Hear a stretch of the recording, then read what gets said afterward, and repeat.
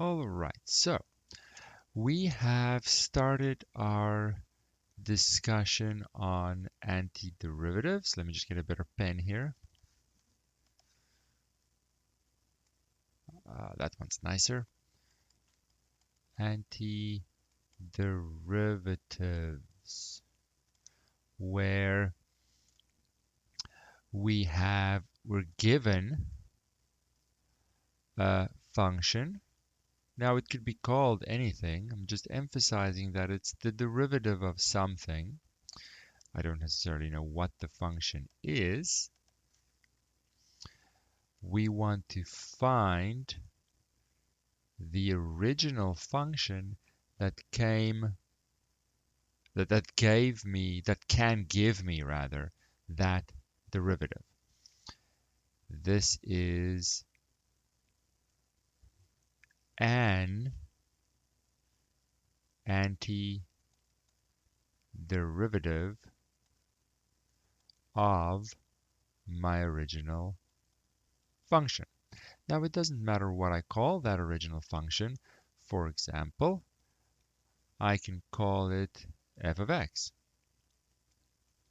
Let's suppose that is simple as possible. Let's just say 2x. Then we say the function, call it whatever you want. I'm not even going to give it a name, to be honest. X squared is an antiderivative of 2x. The name is quite irrelevant. Initially, we used this big F to help remind us that yes, we are starting with a derivative now and kind of working backwards. But the names are irrelevant. I don't even have to say this.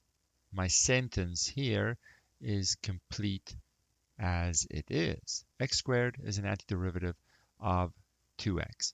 Now, to be more complete, we realize that I can add or subtract something, and still, when I take the derivative, I'll get 2x as my target. So more complete, I'll say x squared plus c is the family of antiderivatives of 2x.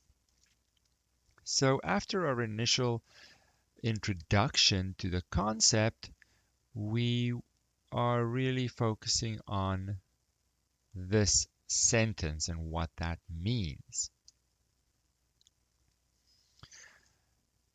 Now realizing that I am not really attached to any specific name for these functions, f, big F, small f, prime, not prime, it doesn't really matter. I have let go of that now, but I still want to have a name that's a little shorter than this sentence. Really just, this is still sort of half English, this sentence. I want to represent this sentence with a mathematical sentence. So fully mathematical, I'm going to say the exact same thing. It's very important to realize that the representation that we're going to give next is exactly the same as this sentence in the square box. So I want to, just like originally in the question, I'm starting with 2x. So 2x is given, for example, and I'm looking for the antiderivative. But instead of saying the antiderivative of 2x, so let's have a little sentence here to have the order exactly the same.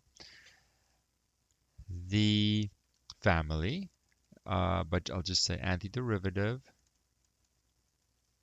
of 2x, I'll say here with obviously x as the variable is x squared plus c. That's our sentence we were trying to translate.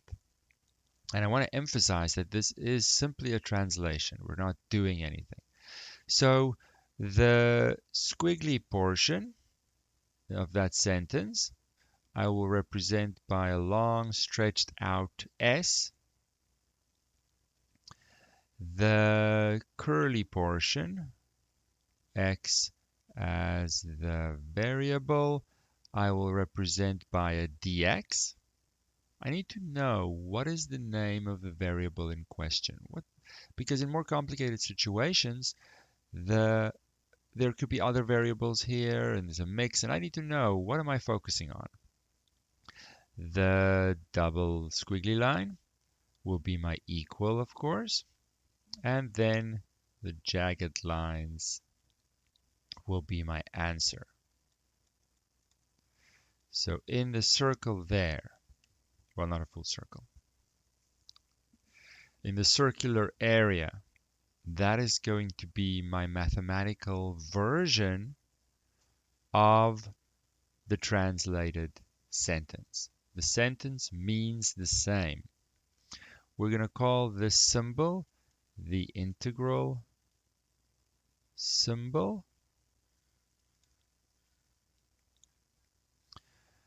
And we're going to call this whole thing, this sentence really, called the indefinite integral of, in this case, 2x. Really, I'll say here, with respect to x. Now, when I only have one variable, it's sort of implied what the variable is. So I don't have to say that bracket portion, but I do in this mathematical representation, I do need to have my integral symbol telling everyone we're looking at antiderivatives, and my dx, or the d with whatever the variable name is, to indicate that x is my variable and nothing else. All right, so that is the indefinite integral. Now, why indefinite? Because there is another version of this integral, still connected to antiderivatives, but we're going to have to wait a while to introduce that. Let's have a look now with this new notation. What is the difference? Let's look at this very bottom one, 15, in our antiderivative style. So I have negative 4 e to the 3x. Now previously we gave it a name, negative 4 e to the 3x. We gave it a name and we then said, okay, the original function that would give me this as a derivative, let's build that answer. I keep my negative 4 out of it. Now I'm interested in e to the 3x. Well, the only thing that can come from is e to the 3x itself. But if I leave it like that and take the derivative to check, the chain rule is going to give me as the second part the derivative of 3x, which is 3. And there's no 3 in my target. So I put a 1/3 in front so that when I take the derivative, everything that should cancel, and I get my target. And then, of course, I add the plus c, and so on. So nothing changes in what I'm doing. Now, my new way of writing it, there's no difference here at all. It's just a new way of writing it, which enables me to not care about names of functions. I am given my derivative function. I'm looking for what is the original that would give me that. And we call that the indefinite integral, or antiderivative, of this, with x as my variable, is exactly the same thing. Literally nothing has changed other than the appearance of my sentence, of my answer. So it's merely there for convenience. Merely there for convenience. So we are just trying to get used to this new representation of the exact same thing as yesterday. And we happen to call that the indefinite integral. So if, for example, are these exactly the same? No. No, they're not the same. Let's do number 8, for example. Square root of x plus 2 over root x. So, sorry, hold on. 12.2. 12.2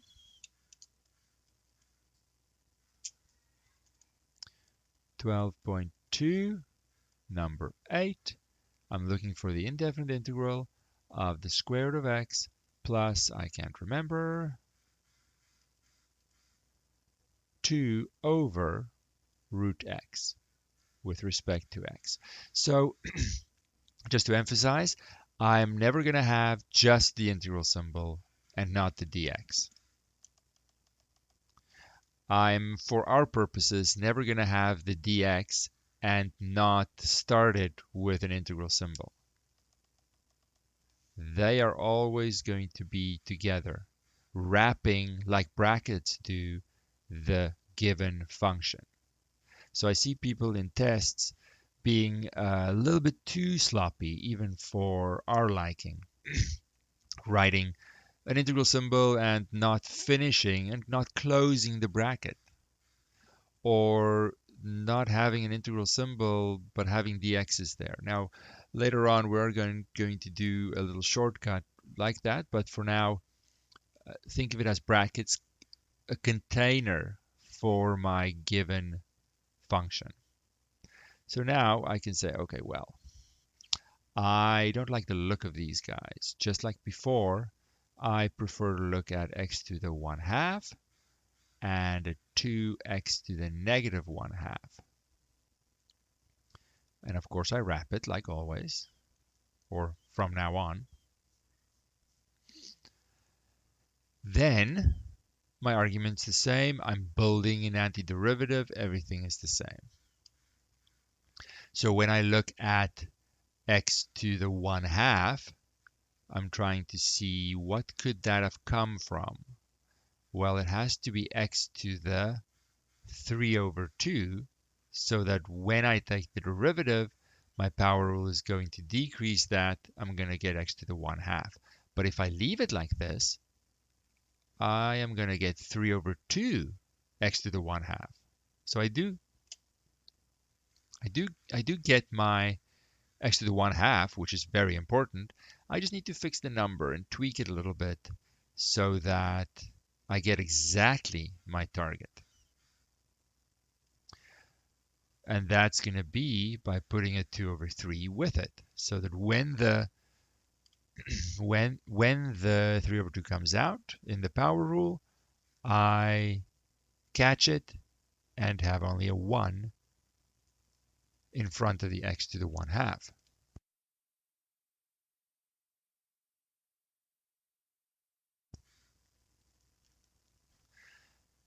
Then by the sum property in reverse, I can look at the terms separately. I don't love the 2 there, so I just keep it in front, like the constant times a function property allows me to do. And then I focus on x to the negative 1/2. Well, reversing the power rule, that's going to have to come from x to the 1/2, because the power rule is going to decrease the power of x by 1, giving me my desired negative 1/2. But if I leave it like this, there's going to be another half popping out, and that's not in my target. That's given. So I put 2 there, so that when I take the derivative, this 1/2 will go in front, the 2 will catch it, they will cancel, and I'm only left with that 2. And of course I add a plus c, like always. because I am really having a family of antiderivatives that are essentially very closely related. I can't have any other x's floating around, but they could differ by a constant because when I take the derivative, the constant will become 0. So nothing has changed. We're just practicing this derivative properties in reverse concept. Let's do a couple more.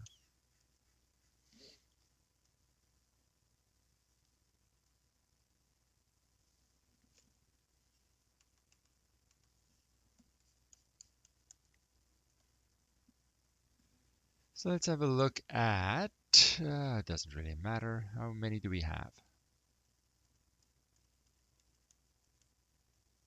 All right, we have some. Let's do, hmm, let's do 14 maybe. 14. I'm looking at the indefinite integral, so I know antiderivatives. X cubed plus cube root of x. X cubed plus cube root of x over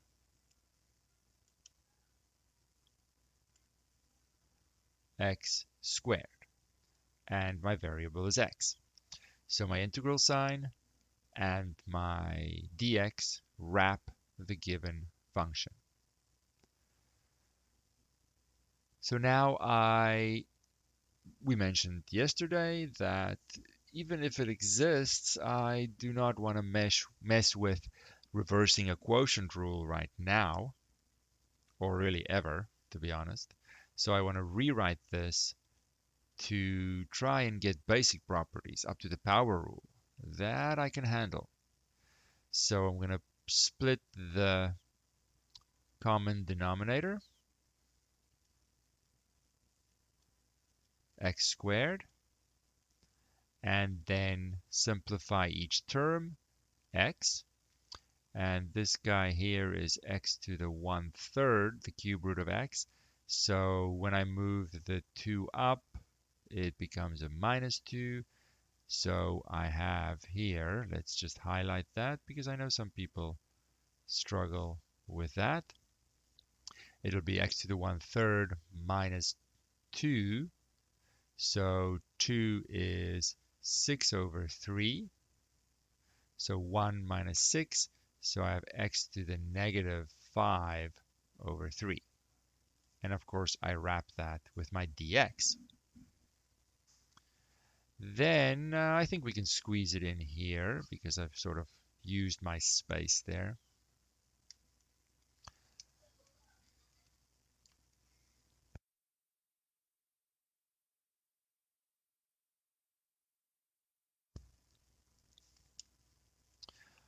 All right, so I have a target of x, which means that's going to come from x squared, but I need to correct a number because if I leave it like that, I'll get a 2x, and there's no 2 there. So I need to put the reciprocal in front to catch that and give me exactly my target. For the other one, it's going to have to come from x to the power of what? It's going to be one more. So it's going to have to come from -2/3. So that when the power rule comes in to take the derivative, I get a new power of x that's 1 less. My target is -5/3. But there's no extra number here, just a 1.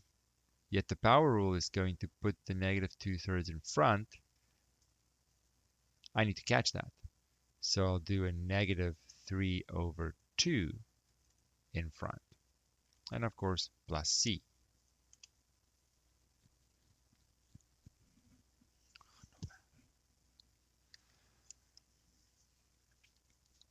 So nothing has changed in the concept.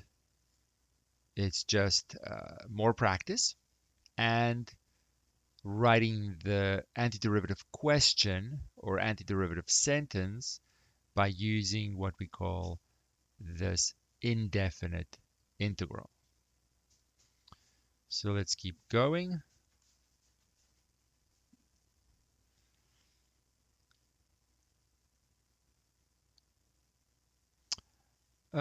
Which one should we do? Let's do number 10 to wrap it up.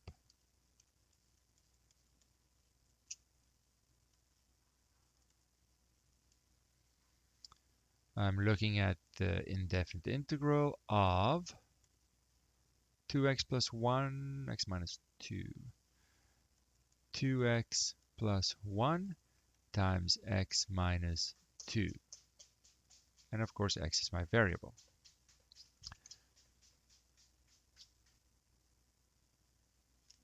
So now, again, we don't have any reverse product rule or anything that we've seen so far, even though that exists. I'm trying to keep things as simple as possible, and foiling this out first will put me in a better, simpler position.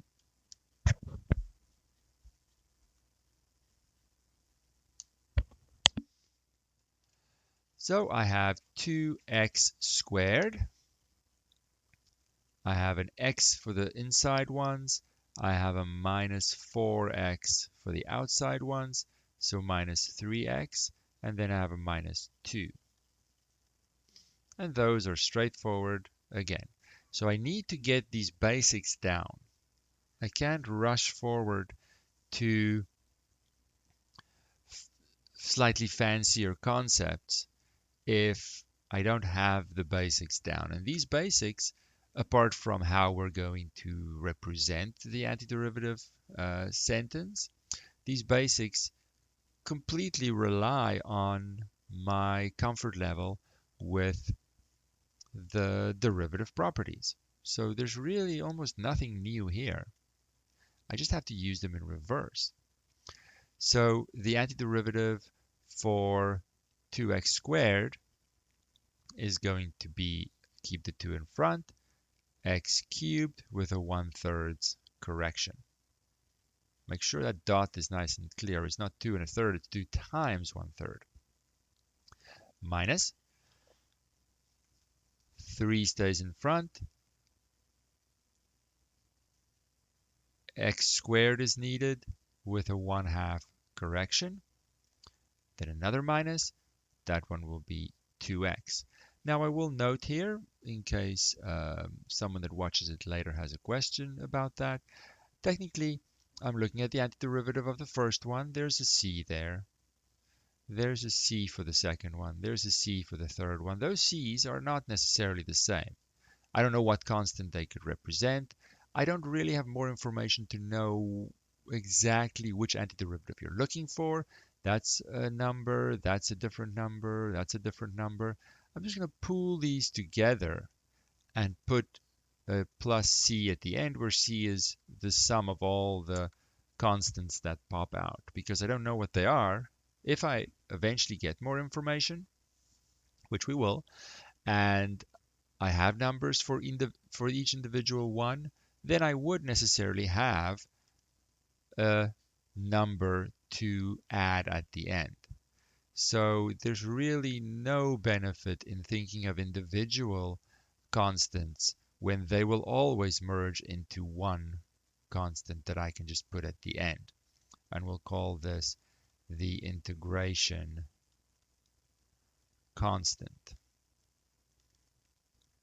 So there's always what we're going to do. There's never any need to worry about constants on the way, when I can always just pool them and represent them as a single constant. All right, so hopefully at this stage we have our antiderivative indefinite integral concept pretty well settled, and we can build on that.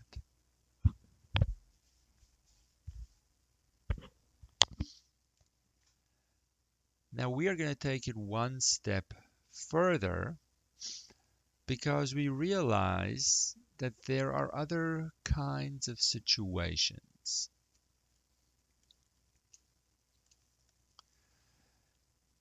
We could have more complicated derivatives to reverse engineer, so to speak. For example, before we worry about the problem book, let me just try and illustrate by example how these are different. If, for example, I have x squared plus 1 times x, and I'm looking for the antiderivative of this. Given our experience up to this point with this new chapter, what would we do?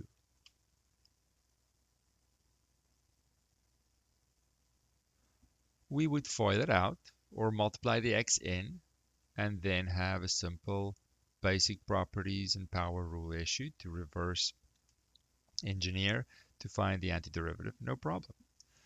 But it's only convenient because the bracket is just on its own. What if I have this bracket to the power of 10? Now foiling this out is something that I just don't want to do at all. I'm just going to make it a little bit nicer and put a 2x there for no reason whatsoever. Now, yes, it's still possible. I could still FOIL this out, but I really don't want to. Isn't there a better way? So for now, we're going to guess and check our way through this to just get the idea across. Guess and check. Because I'm just reversing derivative concepts I already know, it's not a ridiculous strategy to just guess and check my way through this. I'm going to guess that I'm going to need x squared plus 1 to the 11. I'm going to have to get that. How else am I going to get this bracket to the power of 10? Now I see this is a function of a function. So I'm really trying to reverse engineer the chain rule, which is a more complicated derivative property, but one that happens a lot. So I'm trying to build up to a way to handle reverse chain rule situations. So now if I leave it like this, I'm going to have to check because it's a guess and check strategy. I made my guess. Of course, the constant is irrelevant for my checking. Now I need to check. I made my guess, so it's check time. So if I see how close am I getting with this guess, let's see. Well, in doing this check in the derivative taking process, it's a chain rule because this is a function of a function. So the outside function is something to the 11. The derivative of that is 11 times the something to the 1 less.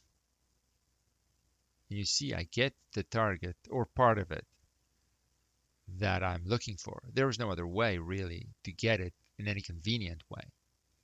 Why is this 2x there in the target? Well, because there's a second part of the chain rule. And that second part says take the derivative of the inside function, which is 2x. So if that 2x wasn't there in my target, this would not have been a good guess. I do need to fix this 11 because there's no 11 over there. So I put a 1 over 11 in front to catch it when it comes out. so that that's only 1. So some things are familiar. Still the number correction. Still need to check if the numbers are what they should be in my target. But there's also now a chain rule situation that I need to be aware of and sort of reverse engineer this. So my guess was almost complete. Just needed to put the right number in front to make sure the numbers in my target will work. So we are taking initially a guess and check approach to reversing the chain rule. And that's all I want to do today. Just getting used to reversing the chain rule and why there are 2 things in my target. Because the chain rule creates 2 parts. So when I come up with a function of a function as my antiderivative answer, the derivative target that I'm aiming for should have 2 parts. All right, let's make some space here.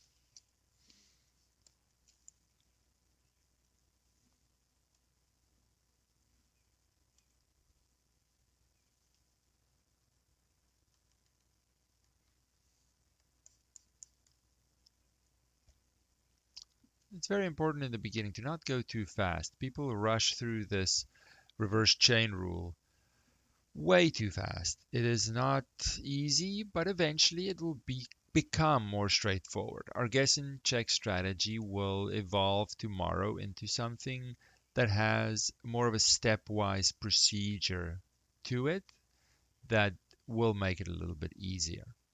Right now, I'm just trying to get used to what the antiderivative, what the question looks like, what this integral has inside it, and why. If, for example, I have e to the x squared times 2x,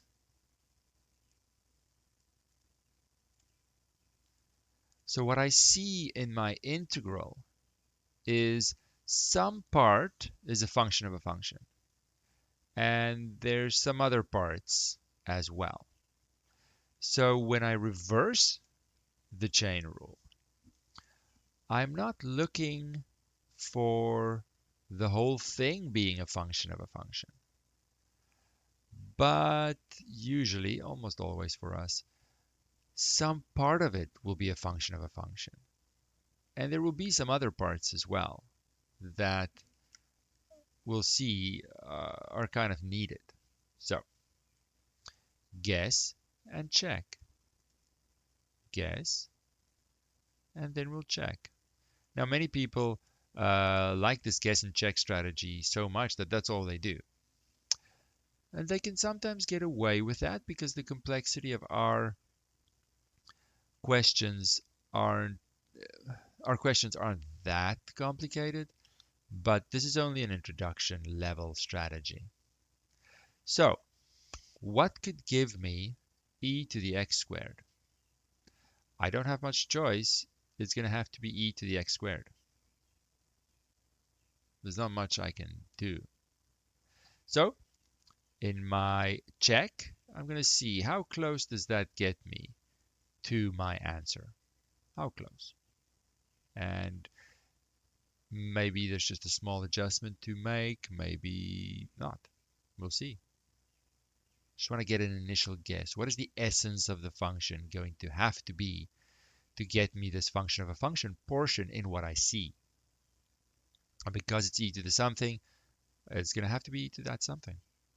But now I have a function of a function in my derivative to check. And I'm back to the early chapters, derivative, chain rule, nothing strange. So it's e to the something. The first part of the chain rule says take the derivative of e to the something, which is e to the something. Second part of the chain rule says take the derivative of that something, which is 2x. And I have my target perfectly. This one gives me some part of it. Second part of the chain rule gives me another part of it. There's no adjustment needed. I am done. So many people are bothered by the fact that the original antiderivative question, the original target that's given, has multiple parts to it, and not all of them are functions of functions. Some of it is a function of a function, some of it's not, and that bothers them.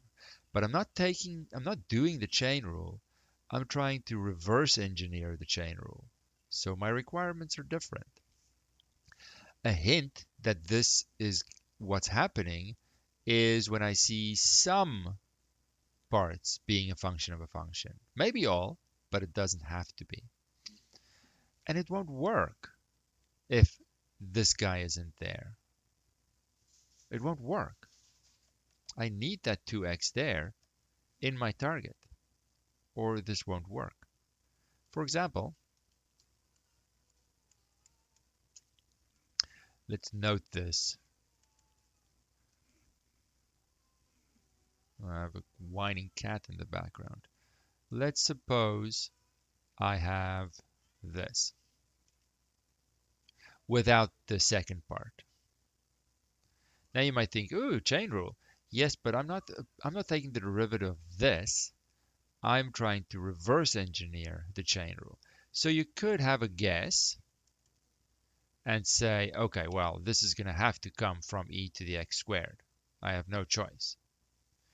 And then my check, now I take the derivative of e to the x squared. Well, I leave some space because maybe there's a correction needed or something. Take the derivative of that. I see, well, this is a function of a function. Taking a derivative is the chain rule. So it's e to the x squared as the derivative of the outside function times the derivative of the inside function, which is 2x. And now I see, oh, but there's no 2x in my target. There's no 2x here in the integral question. So, oh, why don't I just put a 1 over 2x in front so that it then cancels. What is happening to this cat? So that it can cancels, and I'm good to go. I'm not sure. Because this isn't correct anymore. I have now put something in front of my e to the x squared that is not just a constant. So it's not the constant times a function property anymore. I can only do that if I have numbers in front. Now I have x's in front.